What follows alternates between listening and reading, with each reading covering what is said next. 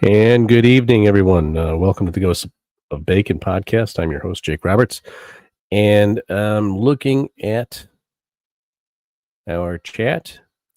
I see all of my favorite names popping up here. Great to see you all. Um, Carolyn, Barbara, Z, and Z. I just got your text, and I've been talking to people in both of those streams. Not really sure. It's kind of weird, gang. On the Ghosts of Bacon YouTube page, there were two streams that were popping up, and not really sure why. But either one apparently is a portal to watch this live. So, um, Sister Penny's in the house. There's Tao is here. David, Lonnie, good to see you. Tom Burns, my friend, good to see you.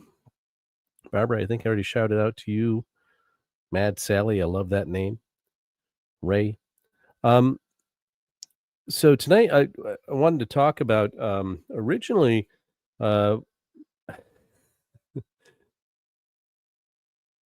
Super Pseudo Fast. That's another great name. Jose, welcome. Tommy, I saw you in here as well. Patty's in the house. Good to see you, Patty. Originally, this show was going to be about a little adventure that my sister Penny, who was in the chat tonight, and myself were going to take. Patty couldn't go. And it involves this book. Let me show it here. There's treasure inside. And I don't know if you're aware, but the author of it, Jon Collins-Black, has actually secreted away 5 different treasure boxes. And they're all constructed as metal boxes made of brass, stainless steel, and they're Japanese puzzle boxes. So there's a trick to opening them, which is really cool. And inside of each one, he has put hundreds of thousands of dollars of treasure. 5 of them, and there's one that has the lion's share of treasure in it. It's the big one. And by reading the book, you're supposed to be able to pick out the clues, and then go and if you are he spread them out all across. He didn't want to do just like a single box, a single treasure, because he wanted people all across the country to be able to have access and be close enough to go find one of them, which I think is pretty cool. Oh, Brent. Oh, Barbie, you got the book. Good. So, hey, Deborah, good morning in Australia. It's evening here. Glad you could join us. So, looking at this book, I thought I had figured out where one of these puzzle boxes was, and where one of the treasures was, and so, I was basically last week planning on making a trip to West Virginia to a national park there, where I believed it was, and Christy, my girlfriend, in her infinite wisdom. Thank God she's out of the room. She didn't hear me say that she's wise. Never hear the end of that one. Said, please don't go alone. I don't want you to go alone, blah, blah, blah. I said, okay, well, my sister Penny and Pat sisters are both retired. And I texted them. I said, hey, you guys want to go on a treasure hunt? Patty couldn't go. She wasn't feeling well. Hope you're feeling better now, Pay. And Penny says, I'm in. Of course. She's always, willing to play along with my stupid reindeer games here. And so we were going to, oh, it's your home state, Karen. That's great. Carolyn, doesn't it though? It really does sound like a great topic for Expedition Unknown.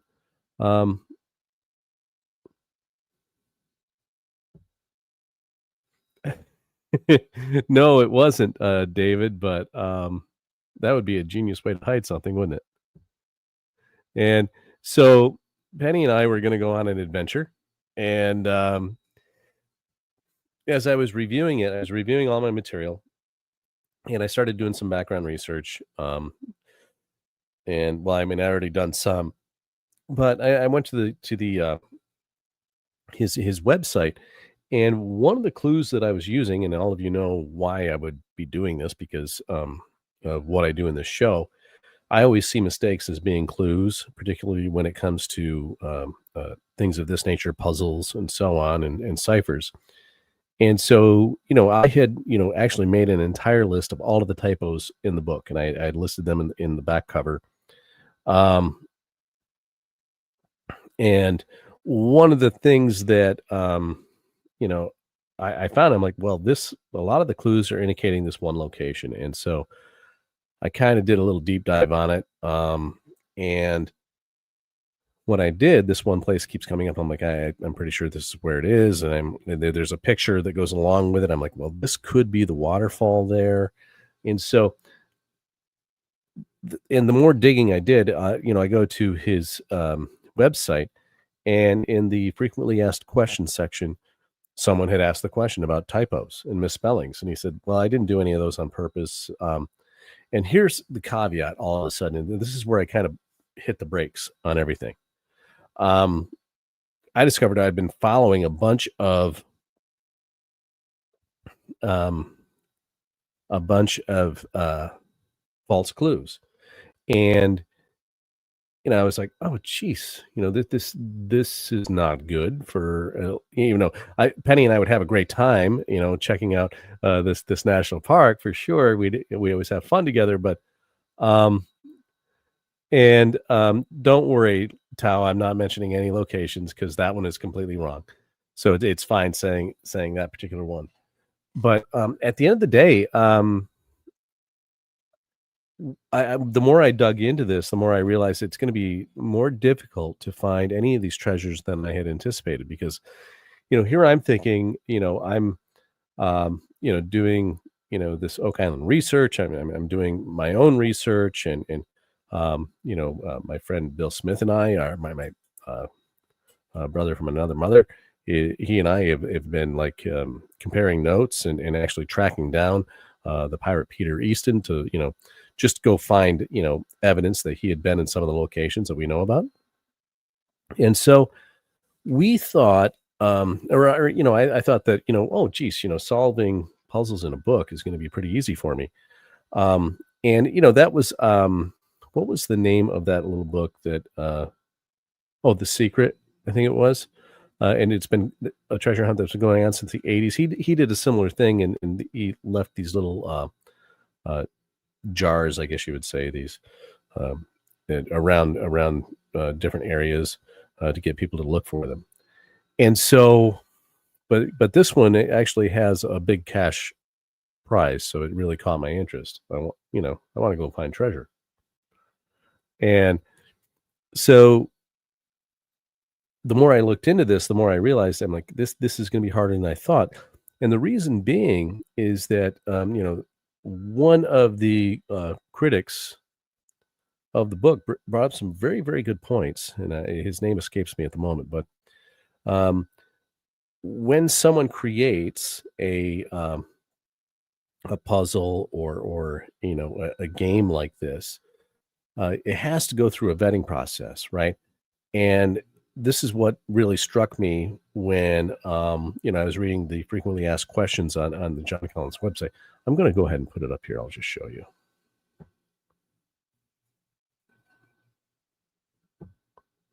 Here it is. And so this is the largest national treasure hunt in history. And it really is. There's tons of treasure out there that he has placed around. And I went to here, frequently asked questions, and you have this whole list of questions. And I love this. People ask, where are the treasure boxes? It's like, yeah, they're around there.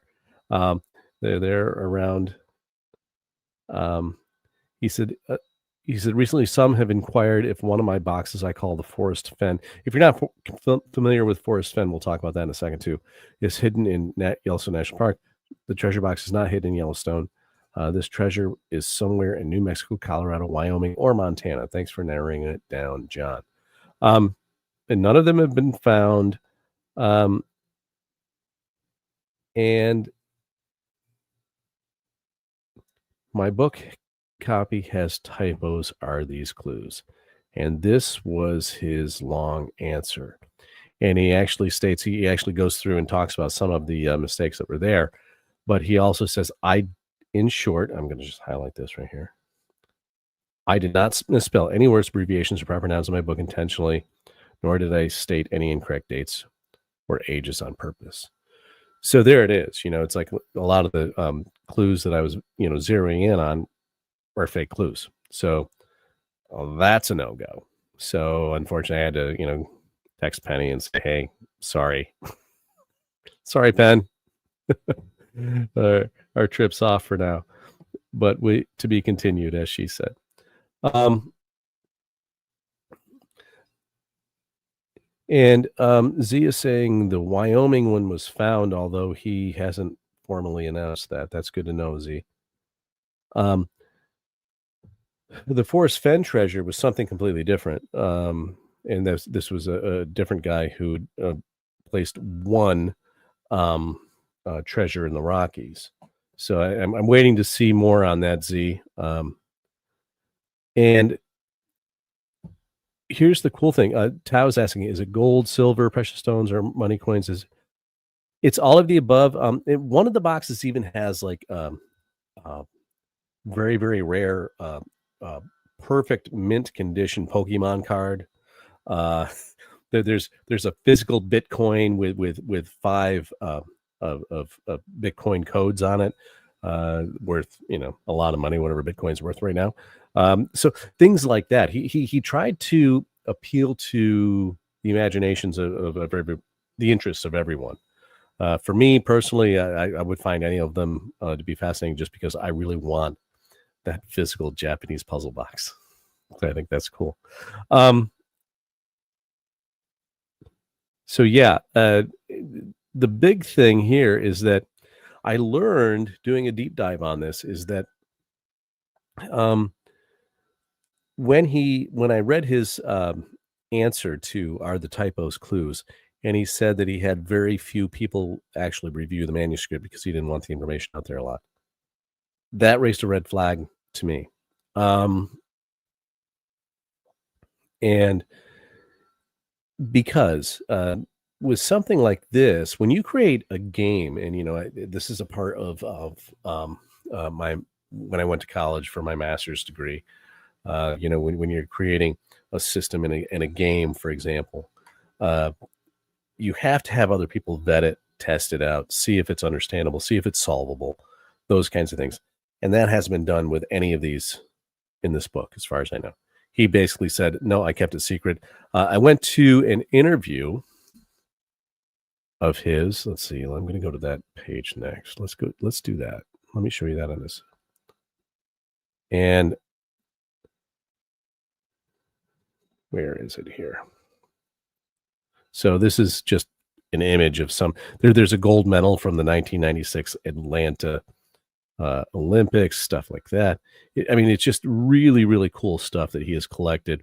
There's a brooch that was owned by Jackie Kennedy Onassis, which I think is cool.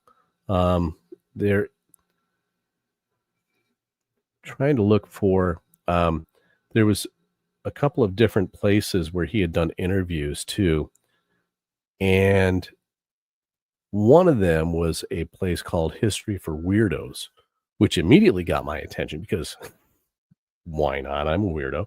I like history, obviously. That's why I do this podcast. And so, I click on it and I started watching his interview with them. And it was really pretty interesting. I think this is it here. There's their YouTube channel, History for Weirdos, Andrew and Stephanie.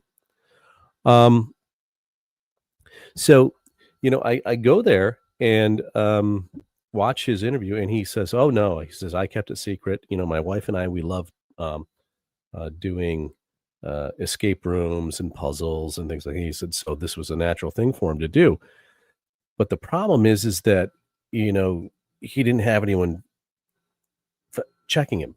Right? Is this solvable? Is this doable? And this is something you have to have. And so I think it's going to take a very long time to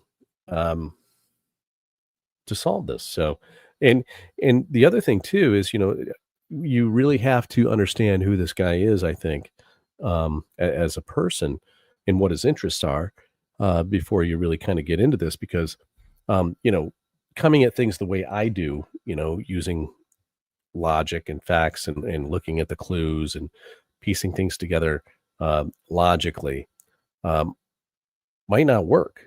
And that's what I discovered with this last case. So suddenly, I realized, time to pump the brakes. Sorry, Penny, I got it wrong. Because originally when I posted a couple of weeks ago, I'm like, oh gosh, this could be really fun. We're going to go down there. We're going to look around.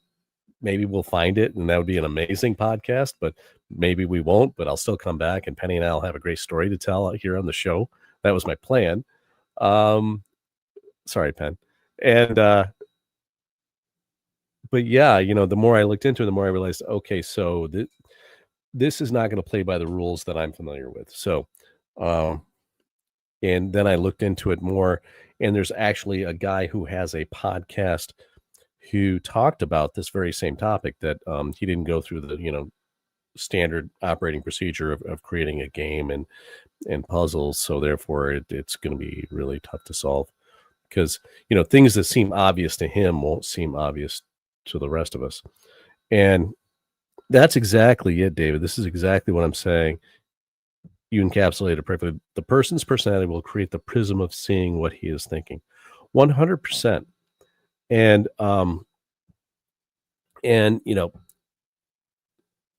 that true, the environment too, and therefore help understand what rules he is setting up. Exactly.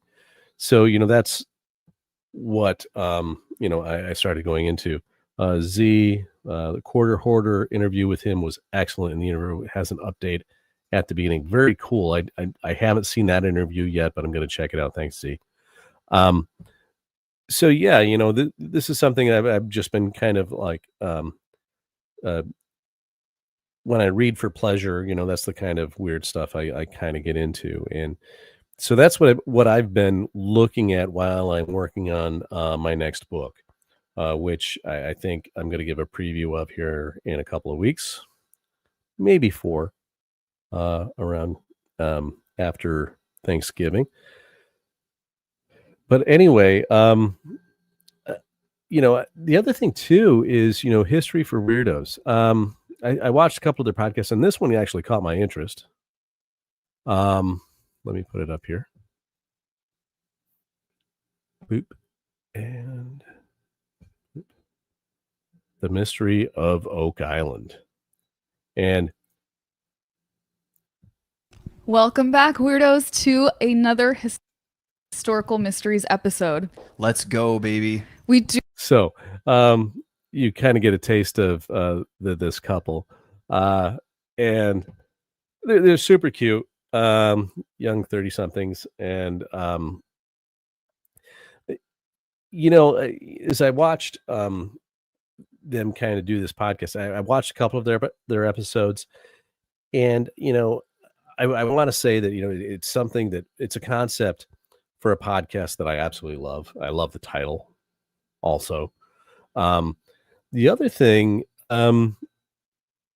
is that the episode about Oak Island, they asked for feedback from people who are familiar with the show, that kind of a thing. So I emailed them, and I haven't heard back. This was last week, I think, or before the weekend, Friday, I think it was.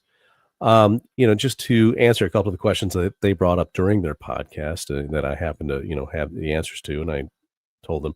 One of the things that they did, though, that was, it seems to me that if you're going to do a pod, and I get it, because when I do this show, it's largely unscripted. If I have a slideshow in front of me, I have an outline to follow, right? And that's what I do. I just, and it's from there, it's extemporaneous. The words just kind of like come out like verbal diarrhea.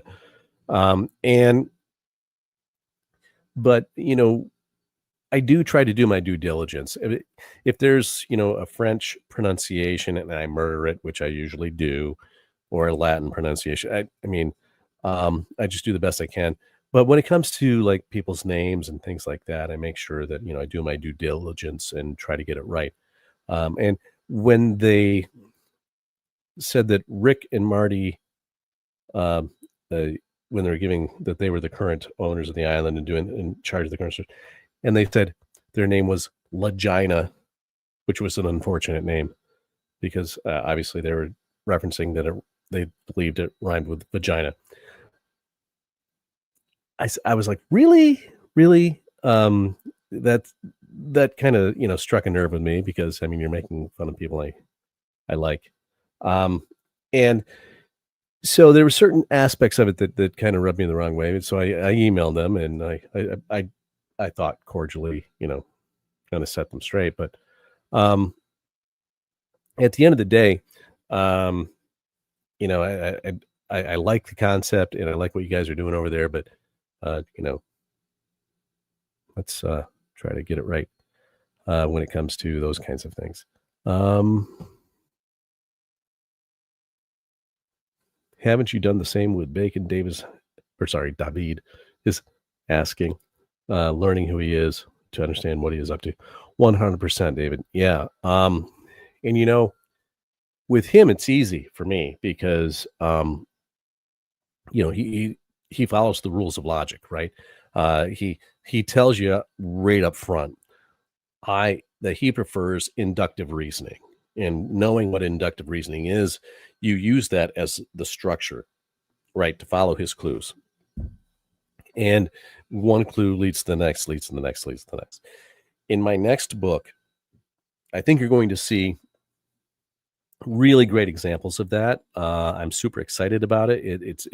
It's going to be my be all end all Oak Island book, and then I'm going to put a bow on it and be done. And I think at this point, I want to say at least a third of the way through. I'm trying to be done by January, and I'm really happy to say that I think it's by far my best book. Even though it's heavy in the decryptions, gang, and I apologize about that in advance. I try to do it in a way that actually creates suspense. So instead of finding, the decryptions in the context words first and then building around it, what I'm trying to do in a couple of the chapters is present the messages in the order that the words should be in the sentence, right? So I kind of start you out with the beginning of the sentence and I show you where the words are, so that, as the sentences form, your mind starts to already go there and you begin to expect and think about what's coming next. So it creates a bit of anticipation. So I'm hoping that it works well in terms of the way I've framed it. Yeah, Penny, that was kind of my thought too, but I didn't want to say it that way. Oh, Barbara. Yeah, 100%. Talking about forensic psychology. Yep. Necessary in history. And that's the problem with history is that there's so much we really don't know factually speaking. And I'm saying this now, coming at this from the angle that I've learned everything. There's so much we don't know that you really need to do that in order to, create a profile of those people we're studying. So it's so true. That's really nice of you to say, Tao, but we'll see. Well, that's true. Matt Sally, yeah.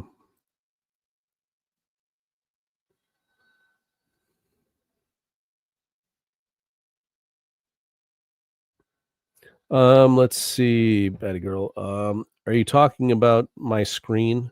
I think it's just an artifact of my my ring light. I couldn't get the lighting get it set correctly tonight. So,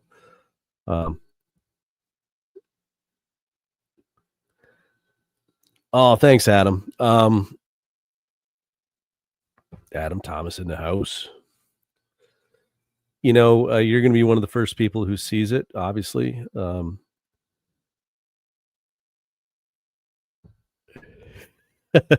Tom, you're a genius. an evil genius, but a genius. Fun fact, if you click on both links on YouTube, you can give me two thumbs up. Just saying. That would be fantastic if all of you could do that. I never, kind of promote the show that way, and I always forget to say, please hit the like button. Please give me a thumbs up. Please, follow me here on YouTube. So, thanks, Tom. Appreciate that.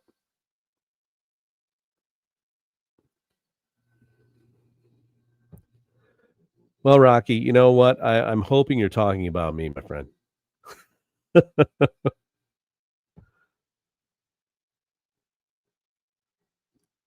Yeah, Barbara,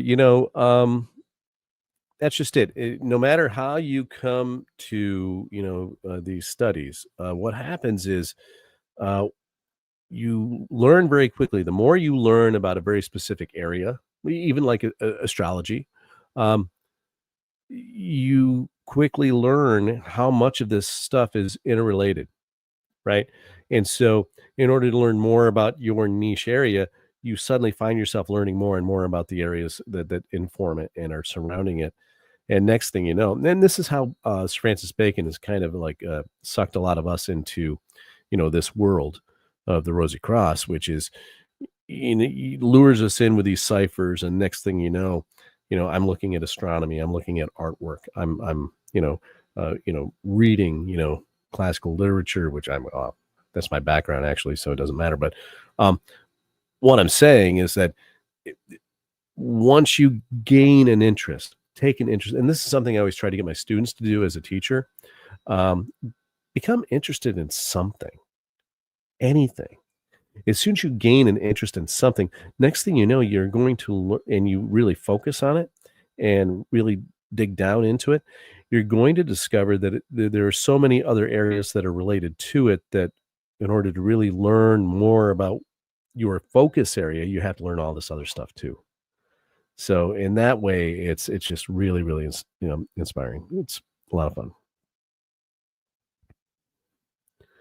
So let's see. Tao says, just so I understand this right, that couple are the ones who buried and stuff. No, they were interviewing the guy who did it, and that's how I stumbled upon their podcast. How the guy who did it, his name is Jon Collins-Black, and they did an interview on their podcast with him, and that's how I discovered them as well, and started checking out their a few of their podcasts. So.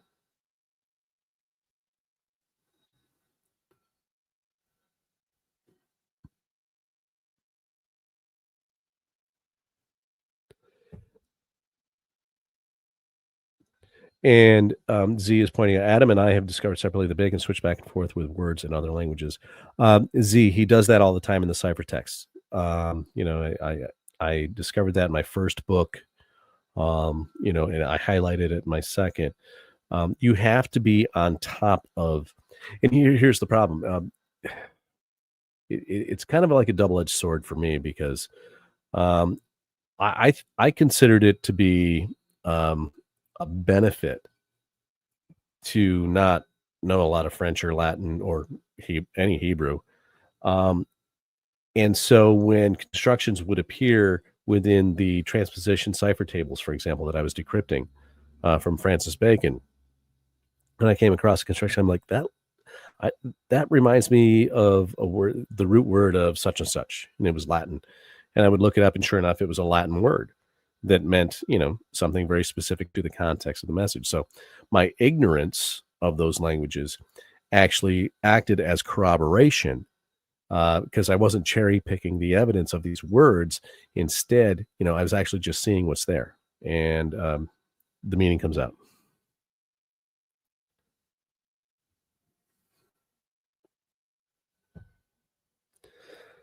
My friend David's saying, hey, what if after your book you launch a similar podcast which makes up a treasure hunt by a corroboration of by members who could even donate items for the treasure?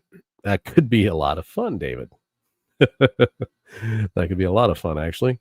And I'm not sharing too much information, but FYI, Bill Smith and I already had that idea, and if you want to be involved, we'll rope you in. But we have a few ideas on the back burner right now of exactly how we're going to do that.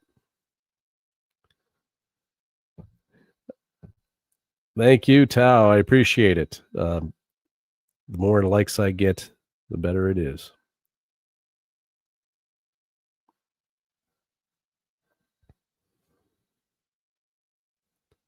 Let's see. So I think it was Ray asked the question, what language is Z? Z is, she's found Spanish, French, Italian, and even Scottish words. These are the languages I know best. Yeah, he used in the Champlain materials, he uses French, some Spanish, and Italian. Or I'm sorry, Latin, more than anything, along with English. So,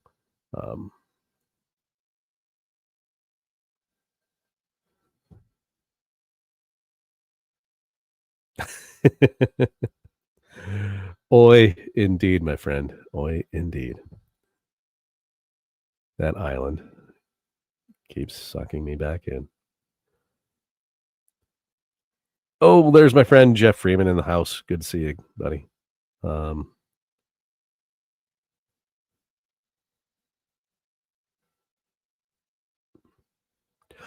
Oh, I see what's going on.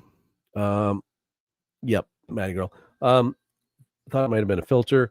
The second stream is in portrait. Yeah, this is a new setting in StreamYard that I clicked on it thinking that if people were watching on their phones, they could watch it in that mode. I didn't realize it was going to set out two different streams. So thank you for answering that. I was trying to figure out why that was going on, but so if you're watching on your phone and it doesn't look right, go to the other stream. It'll probably look better for you. Thanks for that, Rachel. All right. Yeah, Adam, Latin is all over the world.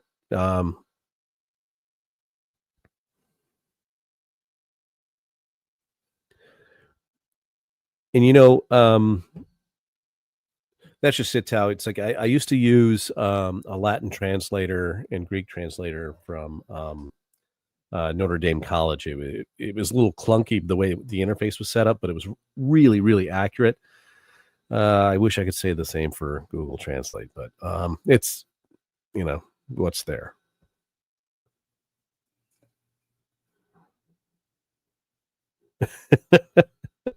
That's right, Barbara. Whatever you do, don't cross the streams. So, anyway, just wanted to throw that out there. It's just an aside that there is one of the treasure boxes that we have a line on that it looks like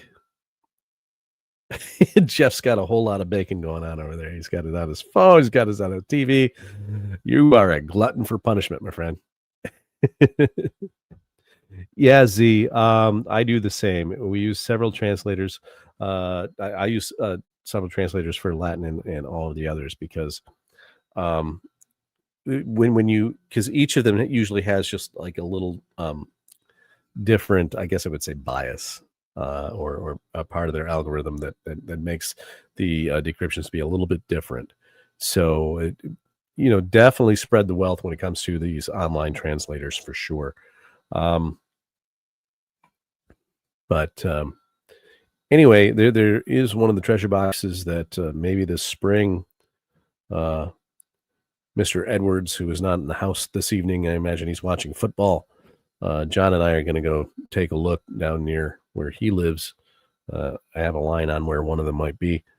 And so we're going to go check it out. We'll see what happens. We'll record our mishaps and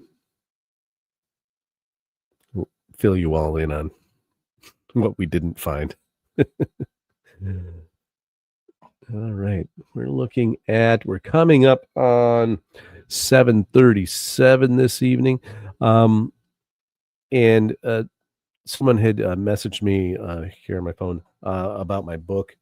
Yes, my next book is about all of my Oak Island research. I'm taking all of the material, the relevant material from my first book, and incorporating it into everything else I've discovered since then. And so to that end, um, we're going to be able to. This next book is going to be probably about the same scope, uh, size, and length of my first two books. So uh, at this point, I'm closing in on close to 300 pages for my Oak Island book. If I was smart, I would do it the way Jim McQuiston does it, and he focuses in on a key element of his research, and he publishes it, right, and then he moves on to the next part. And so he has multiple books, and they're all just wonderful, dynamite stuff. His research is probably beyond parallel as far as I'm concerned. So definitely check his stuff out. But if I was smart, I would have done it that way, and then I'd have multiple books out there. Joe hates me. Not sure why. I meant to click on this one. Z, just don't get arrested for digging in the wrong place. And this is just it, gang, about this book. Okay, so none of these treasures are in dangerous places. Okay, so it's a safe treasure, and you shouldn't have to dig for them. So they're supposed to be just kind of stashed away. What that looks like, I'm not sure, but no need to dig.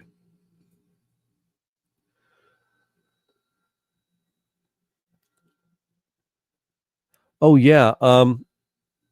Thanks for bringing that up. I'm gonna wrap that up.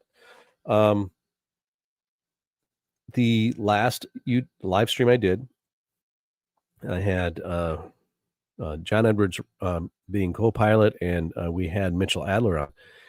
And unfortunately, I don't know if you guys remember, we had some technical difficulties, some glitches while we were recording that show, and while we were streaming it. And Mitch kept kind of freezing up and stuff, and the whole file was corrupted on YouTube and never saved. So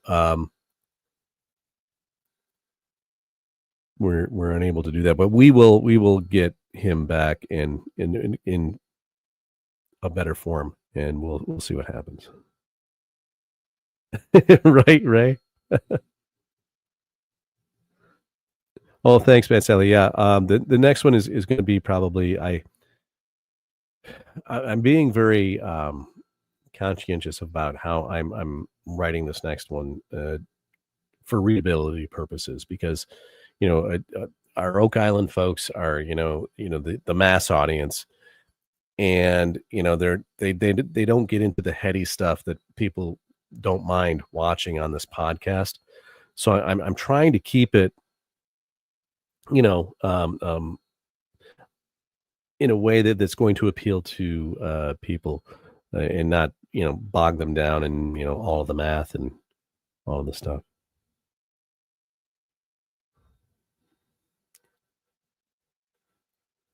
Yeah. Dustin and Deidre are friends, and they are definitely into all of this stuff. They were actually on the Josh Gates show with The Secret. So their theory was by far my favorite. I can't believe they didn't find something when they did it, because it was awesome. Yeah, David, he keeps his books around 140, just under 140 pages. And that's really smart. That's right, Tom. In order to get these treasures here around the U.S., the continental U.S., you don't need to sink any caissons. It is indeed, sis. It's a rain check. We're going to go back out there. We're going to see what we can find for sure.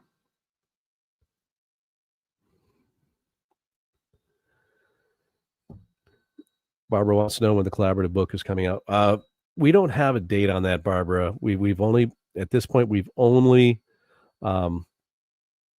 pieced together, an outline and a plan for dissemination. And he's been really, really busy. He just bought a new property, and he's getting that in order. So we'll see what we can do.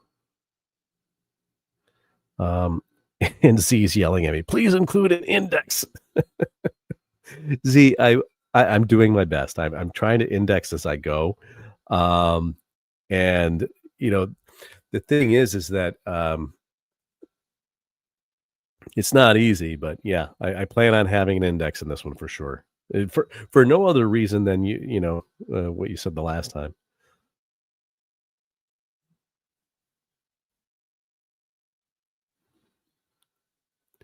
Just going through the comments. Yeah, Kat. I have a tough time with that. I really do. Uh, I can get things down to a level where 11th graders can understand it, which is probably about a grade 6 at least. So maybe I'm going to do okay.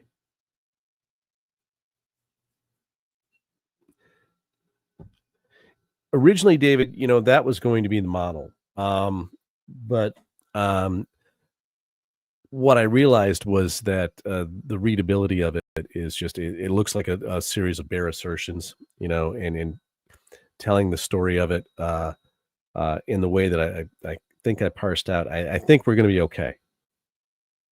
But yeah. And are Champlain and Peter Easton your favorite main characters?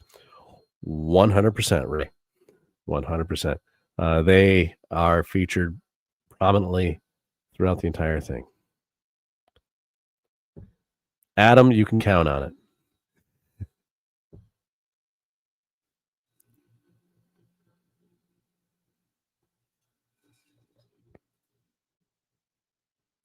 Yeah, David, there is software to make an index.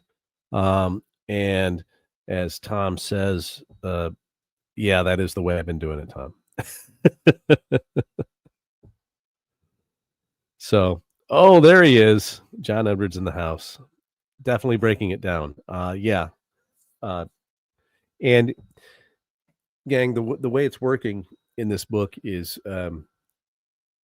the transposition ciphers, the tables. I'm breaking them down word by word and showing you. I started out with the very first chapter of the tables. What I've done is I highlight and I show the process of, okay, we're focusing on the context words, and here are the words around it that flesh out the message. And it worked really well. But then it occurred to me that it might be more fun for the reader if they were starting to see the sentences form as I went. And then all of a sudden they see where it leads to, well, I don't know, hypothetically speaking, say that a message appears that Walter Raleigh built a castle along the river north of this island, and this island, of course, being Oak Island. I don't know about you, but what does that bring to mind? As another safe base, as he put it. So yeah, lots of things in store, lots of big discoveries, lots of big reveals, even bigger, if that's even possible, than the Champlain and Peter Easton information.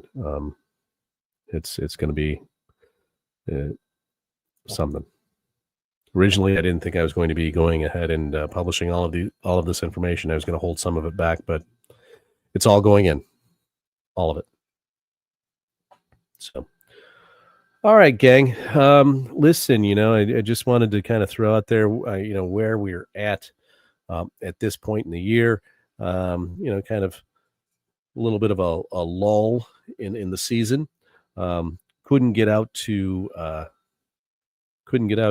as far as Newfoundland this year, this fall. And so, I decided to read a book, start looking for another treasure over the winter. We'll see what happens. And thanks, Patty. And we'll really, really kind of dig down into this, and we'll see what happens. Thanks, John. And got to answer this question. Yes, I've read Stephanie's Next Act. It's right here on my shelf. She goes deep, but that's really what I love about her work. She doesn't hold back. She just spells it all out and explains it really well. So, yeah, John, this spring you better be ready to travel, pal. Because, yeah, that's right. Treasure.